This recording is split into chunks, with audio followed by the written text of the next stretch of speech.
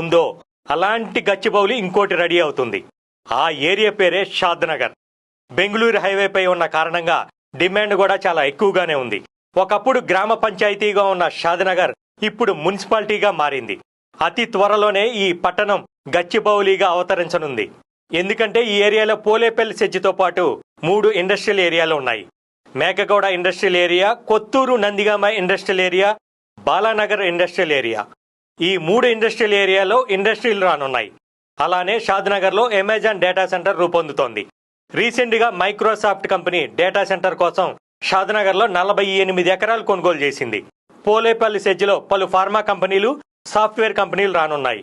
Amazon, Microsoft, statue of equality, Natco, MSN pharma వంటివి షాద్నగర్లో ఉన్నాయి. కొన్ని కంపెనీలు ఆపరేషన్లో ఉండగా కొన్ని రెడీ అవుతున్నాయి. ఓవరాల్గా కంపెనీలు పూర్తి స్థాయిలో డెవలప్ అయితే దాదాపు 2.5 లక్షల మందికి ఉద్యోగ